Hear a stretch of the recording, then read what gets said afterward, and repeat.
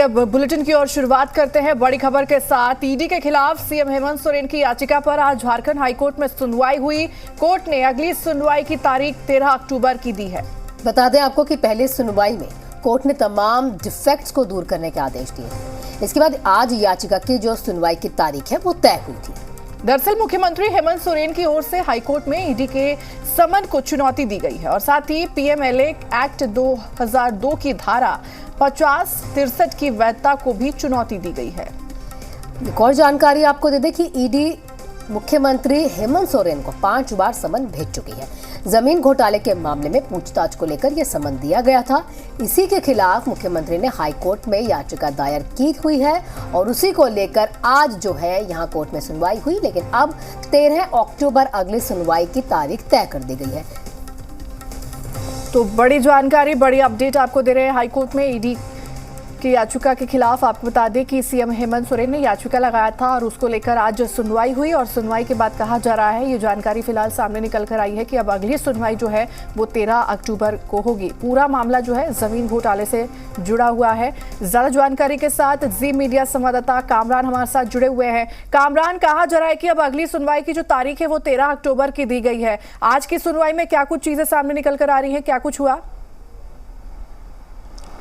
बिल्कुल, ईडी के खिलाफ दायर याचिका जो हाईकोर्ट में दायर की गई है उस मामले पर आज सुनवाई हुई।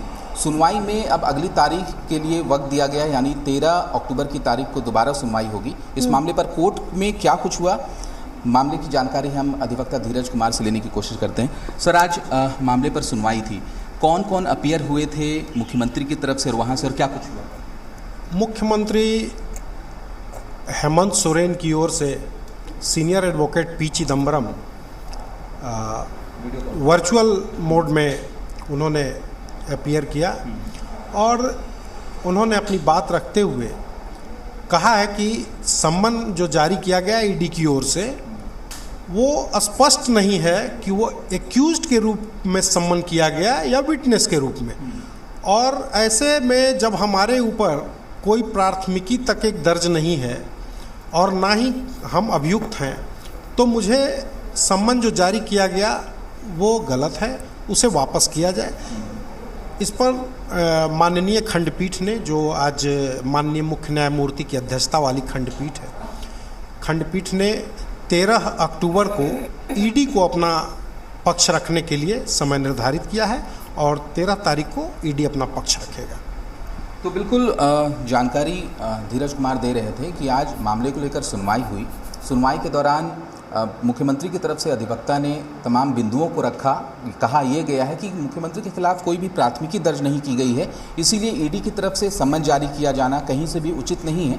हालांकि मामले पर आज सुनवाई हुई। अब अगली सुनवाई के लिए 13 अक्टूबर की तारीख निर्धारित की गई है। जी कामरान, अगली सुनवाई में क्या कुछ जो मुख्य बिंदु हो सकते हैं, क्योंकि जिस तरीके से अभी तो ठीक है त्रुटियां ठीक करने को पहले वाली में कहा गया था, वो आज उस तरह का से चीजें रखी गई, लेकिन अगले सुनवाई में ईडी की ओर से क्या खिलाफ में दिया जाएगा और अपने पक्ष में मुख्यमंत्री की ओर से क्या कुछ चीजें रखी जाएंगी? बिल्कुल, हम सीधे धीरज सर से जाने की कोशिश करते हैं। सर, जब अगली सुनवाई 13 अक्टूबर को निर्धारित की गई है, क्या कुछ होगा, क्योंकि ईडी को जवाब दाखिल करना है, ईडी की तैयारी किस तरीके से रहेगी? देखिए, ईडी अपना पक्ष रखेगा, तो ईडी को पक्ष रखना है। प्रार्थी ने अपना पक्ष रख दिया है और अपनी बात कह दी है कि जो सम्मन है वो भेग है, वो कहीं से भी स्पष्ट नहीं है कि वो एक्यूज्ड के रूप में किया गया या विटनेस के रूप में। सर, तो पिछली तारीख को ये बातें सामने आई थी कि याचिका में कुछ त्रुटि थी, क्या उन त्रुटियों को सुधार कर लिया गया, क्या उस पर कुछ जिक्र हुआ है?